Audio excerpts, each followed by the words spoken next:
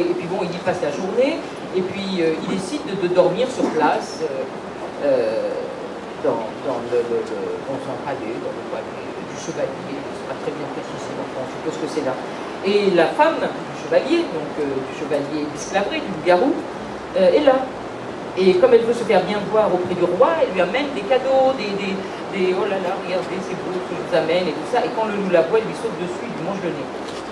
Et donc là, tu me dis, mais il faut tuer ce loup, il faut tuer ce loup. Et le sage qui est là dit, faites parler la femme, il se passe quelque chose. On attrape la femme, on la torture un peu, c'était la mode à l'époque, on la fait parler, et elle avoue tout. On va chercher, évidemment, les vêtements, elle dit où ils sont, et donc on amène les vêtements du chevalier, il se met à part dans une pièce, il se vêt, et immédiatement, voilà, il reprend forme humaine, et tout est rentré dans l'ordre. La femme et son nouveau mari sont expulsés du royaume, et l'histoire se termine en disant qu'ils ont eu beaucoup d'enfants, mais que leur fille n'avait pas de nez, et que leur garçon avait une attitude un peu bizarre, féroce, etc. Donc voilà cette histoire du Bisclavré que nous livre au XIIe siècle Marie de France, histoire qu'elle a entendu raconter dans sa jeunesse. Alors, on a donc, grâce à Ovide, un homme loup par punition. On retrouve au Moyen-Âge cet homme sauvage dont on ne sait pas très bien s'il est puni, pas puni, si c'est une sauvagerie naturelle, comment cette histoire a été transformée, parce qu'il y a là vraisemblablement, on en parlera, enfin un rite beaucoup plus ancien.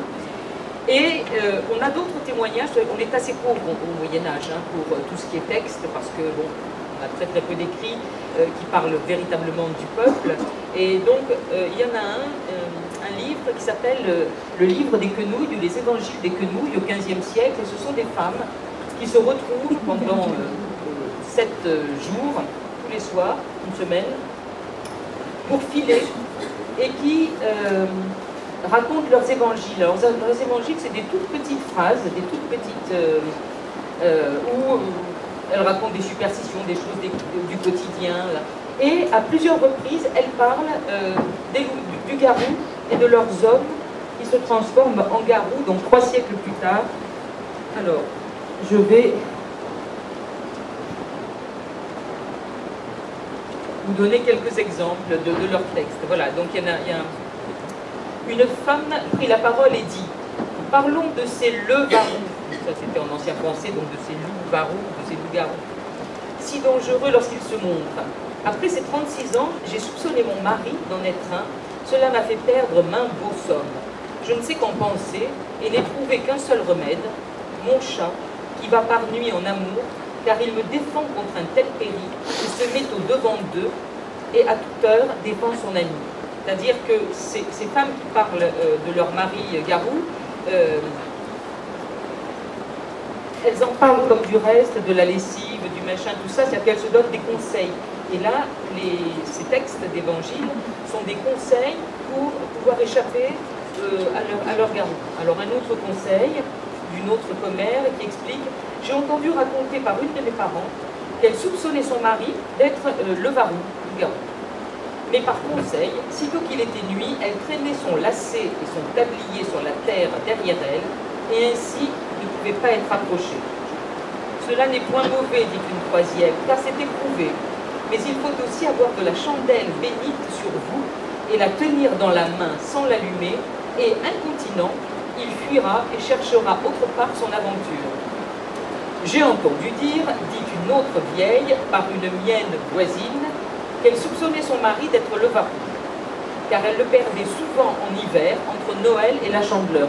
On retrouvera au XIXe siècle cette période qui est une période assez magique où il se passe beaucoup de choses étranges entre Noël et la Chandeleur. Un soir, elle partit de sa maison en traînant son tablier après elle, et le lendemain, elle vit entre ses dents des morceaux du fil du dit tablier que le matin, elle avait trouvé déchiré en tous sens. En guise de conclusion, ajouta une femme, si un homme a une telle destinée d'être varou, son fils tiendra de lui et le sera aussi. Donc on a dans ces textes à la fois des conseils pour se garder, en fait, pour se faire un périmètre de protection autour du garou. On a aussi un autre élément, c'est-à-dire qu'on est toujours dans une croyance très païenne, qui est non liée à la sorcellerie, parce que le garou, après, va devenir une métamorphose de sorcier.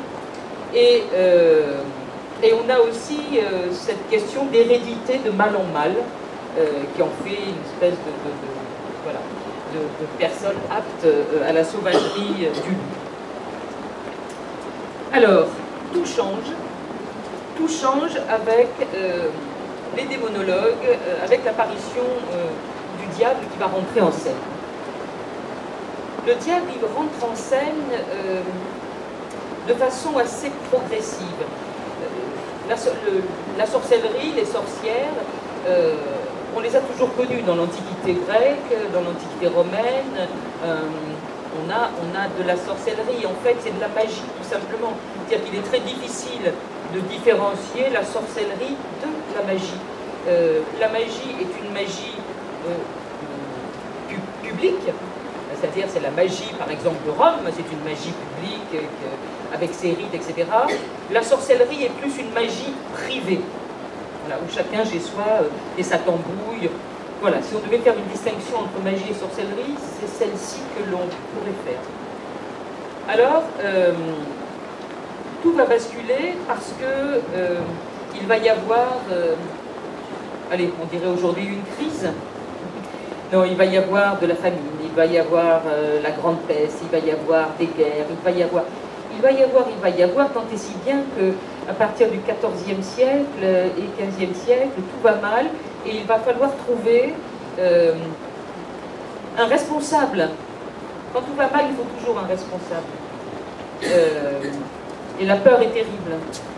Parce que du coup, ce responsable, ça va être les femmes, pour la plupart, les sorcières, celles qui sont restées là et qui ont occupé le pouvoir pendant que les hommes étaient à la guerre, celles qui accouchent les enfants, celles qui font peur finalement à l'église, celles aussi qui sont là et qui dérangent les nouveaux apprentis médecins qui arrivent, parce qu'on est au début aussi de la Renaissance et des sciences médicales et tout ça. Et donc,